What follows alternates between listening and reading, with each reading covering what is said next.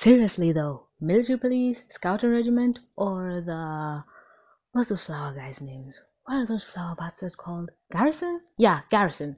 Which would you pick? Personally, I'm all for the scouts' aim and their mission. Like shit, this is actually my laptop screensaver since January.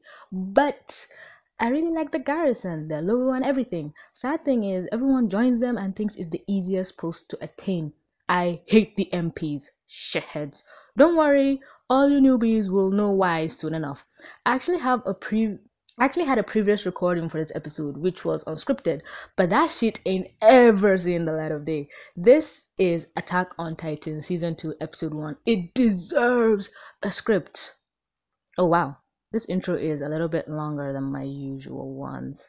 Anyway, cut to my channel snobby obnoxious theme song.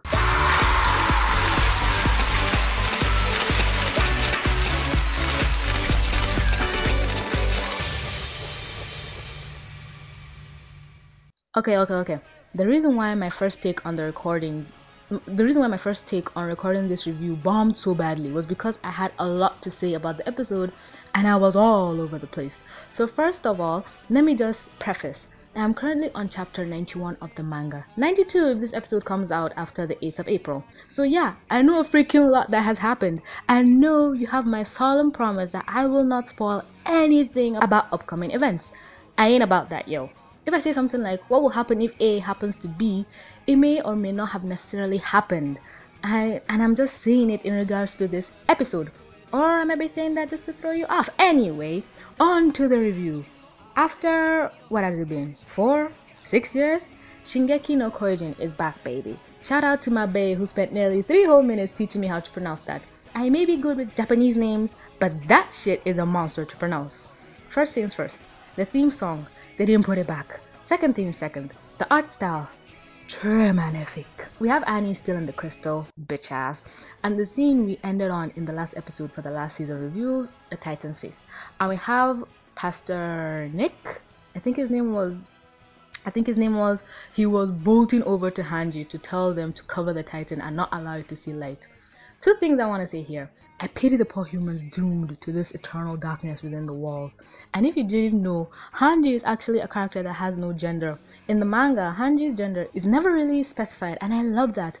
But of course, in the anime and the god-awful live-action version, we have them portrayed as a girl. In the manga, I personally identify Hanji closer to male, but that's what's so great about their character. I can call him or her anything and I'm still right, and the fans won't rip me to shreds. I'm talking to you, Steven Universe, that time when I said I see Jasper as a he and unknowingly opened the gates of Tartarus because of it. And here we also see Hanji's dark side. Back in late January, early February, I began rewatching AOT season 1, but I hadn't actually finished it. But a part I remember now was when Hanji said she used to have a burning hatred for Titans and joined the scouts to also get rid of Titans. But her subsequent curiosity for them turned into the mad Titan-loving maniac we now know.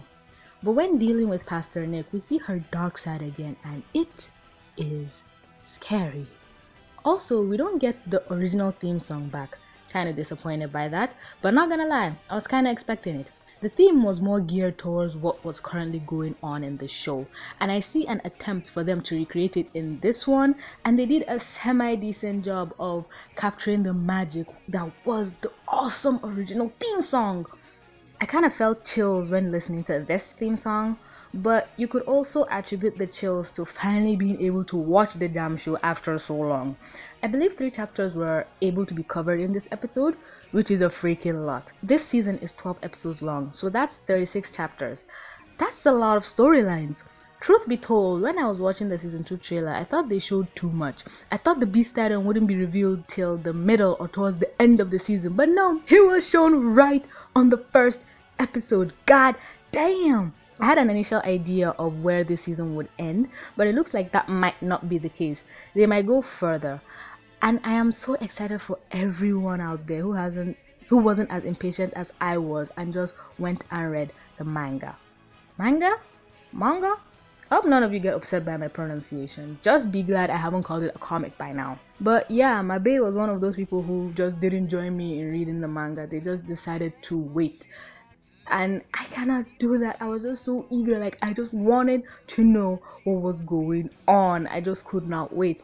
I'm kind of happy I didn't wait, but I'm also kind of sad because, as he says, when you read something, whether it's pictures or just words, you don't get the full impact as when it's drawn and animated on the screen. And I get that. I believe him 100 over 100 because there are things I might have read, and when I've seen them on TV, I don't know if it was an anime, maybe it was Assassination Classroom or something. I know there was something I read, and when I watched it on TV, I didn't get the full impact of it. It just didn't resonate with me because my imagination had already gone there, or I don't even know how to explain it. So yeah, the magic is kind of gone. But here with this one, maybe the magic is still there because it's been such a long time since I read that chapter, so it could still have that new effect on me. Who knows? I know I started reading the manga back in like my final or the semester before my final year in college. So that was either last year, this time, or last year somewhere in like October. Ha! So far into the video and I still haven't started the damn review. Okay. The episode was everything fans were hoping for. Hands down. We got plot development, character arcs, action sequences, and pure, unrestrained heartache. God, no, it's too soon. You can almost see where they transitioned the episode from one chapter to another, and it was very well done. I don't believe it was the exact same day as the Annie incident, but maybe a couple of days later. The rest of the gang are seen chilling in wall rows. That's the second wall for those of you, the middle one. And Sasha's freaking superhuman hearing hears the Titans coming. Funny enough, I ship these two. Connie and Sasha have always been a comedic duo. Connie saying how his village didn't believe he'd amount to anything in the army, and coming out in the top 10. What? And also Sasha also having her own personal baggage from home. Anyway, but no one believes Sasha, and like 2 seconds later, Mike gets a whiff of the Titans. So you could say Sasha's senses are sharper than Mike. 500メートル南方より巨人が多数接近。こっちに向かって歩いてきてる。君たちに装備させてる暇はない。直ちに馬に乗り、付近の民家や集落を走り回って避難させなさい。いいね。Also, hold up. I don't care what time strain I'm under. I am gearing up before leaving this place. No way in hell I'm riding off with my bare clothes. Also, when I get my hands on a horse, I am bolting it to Walsina. I am just gone. Like that scene with Jack running away from the daughters of Aku. Bitch, I am out. But TVC, you have to inform the other villagers. You need to save lives. It's your duty. Excuse me? My duty is to the king. And I'm heading there right now to inform him. Yeah, good luck warning the others. You're a true hero to humanity. Fucking idiot. Like, seriously, what are the people of... what are the people within the wall called? Like, I know they're Eldians, but what is the wall called? Anyway, what have the people within the walls ever done to me? Don't worry, you'll get what I mean in later episodes, but for now, the public thinks I'm an idiot for being a scout, I get ridiculed when coming back from mission, and the military police treat me like shit. I'd make a terrible soldier, and worst of all, I'm technically in my own government's military system. No, I ain't in the Navy or Air Force or anything, I'm just being forced to work for my government against my will. We all know what happens to Mike by the end of the episode, but if that's the case, does that mean Levi can also easily be killed as well? Again, I'm only talking in context of this episode. For all you know, Levi could have been killed off by Mikasa by now. Also, it's pronounced Mikasa. Not Mikasa. Damn Anglophiles. And can we please stop calling her Eren's sister? She is not. She is not even his adopted sister. Mr. Yeager just took her in. My god, people need to stop it with the incest shit. This isn't Game of Thrones. Leave them alone. Also, speaking of Game of Thrones, I finally understand how the readers of the book felt when seasons were coming out. Like, you hold all this powerful knowledge in your skull, and you can just ruin seasons for everyone. For someone, if you just even open your mouth. But please, let's not have dicks who are just eager to ruin the experience for you like the GOT reader fans were. And hey, if too much has already been spoiled for you, I can make a video where I list off all the possible spoilers related to AOT so you can have everything just spoiled for you once and for all. We see Eren have a little memory of his mom and little Mikasa, always so cute and adorable. Crazy to think such a sweet girl could go so cold. Parents' brutal death or not, bitch went 180 on the personality spectrum. I don't know why, but I feel like the characters have been drawn a little differently here. Like slightly taller or more mature. Maybe it's just me. The little scene with Mikasa and Eren was so cute. Whereas looking from Mikasa's point of view, it was a romantic scene/moment, but from Eren's, it was more solemn and serious. In the manga, we never get the air of romance we slightly get here, so that was a nice touch from the animators. Armin next just comes bursting in, and now that I look more closely, I really do see a difference. Or am I overanalyzing? And you'd think hearing news like this will make everyone just scramble to save their friends. Right? Titans have burst through. Don't just be dragging your horse like a daisically move! I don't even know. Levi is still dressed as an injured soldier, but I can't remember if he was healed after this or not. And Erwin still looks like a dick as usual, not even showing the least bit of concern that his closest friend being in the front lines. Oh my god, and Mickey was just awesome. He was taking no prisoners. He could have slayed all these bastards and walked off, no problem. I feel like if he'd killed all the titans, waited for the beast to leave and called his horse, maybe he'd have made it out alive. And what the fuck kind of shit pose is that? Go to hell, you bastard! I hate you! Oh, why? I feel like throwing up just thinking about it. I had no idea Mickey had been a character I really liked till I read his death. My god, did that shit hurt. Like, I felt it, you guys, deep in my chest. That was some Ned Stark Red Wedding levels of torture. Even trying to convince myself it wasn't real at a point. Beast Titan is the worst. And I can't even curse him properly because I'd be spoiling some major plots. All I can say is, he's a dick. A huge dick. A huge dickhead.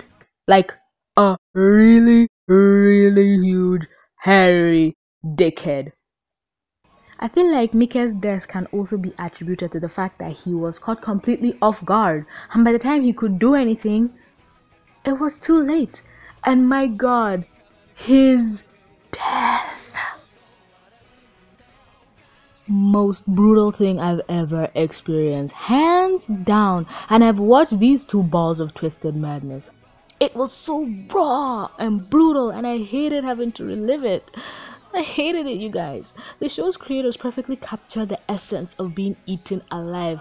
And Hajime Isayama, you are one twisted, brilliant fucker. Props, blessings, and curses onto you. In the manga, I feel taking away Mickey's ODM gear was what doomed him. But here in the anime, you see it was the fact that his legs probably couldn't work. Worst of all, he could have easily taken these fuckers out. My gosh, this scene was annoying and painful. Oh my god, to see such a strong, brave, and awesome character being reduced to a pleading, begging, sobbing mess. Why? Oh, why? And it wasn't even a quick death. It was long and drawn out. You couldn't even give him a quick death. You just had to make him suffer. Not gonna lie, after Mika's death, my heart sort of went cold to the show. More death happens in the manga, and some I should have been torn up about, but I felt nothing. Not a single goddamn thing. Some, yes, made me sad, but fuck it. I'm not opening myself to this pain again. Screw you. I think the same thing happened after the Red Wedding. I just toughened myself towards the show. Granted, they have just focused on killing off more of characters I hate, but still, never again. My fragile heart can bear no more. But yeah, that's all I can say towards this episode. Let's hope my next review actually comes out on freaking time. Also, if I was put in this situation, I'm just saying right now, I will fall. I swear, I'd fall, and Hanji is probably coming with me, cause I just freak out and wiggle about uncontrollably. Anyway, thanks y'all so much for clicking to watch. Please don't forget to read my books on Wattpad, support me on Patreon, and follow me on Twitter. And as always, don't forget to like, comment, subscribe, and stay awesome. This is TV. See? Signing out.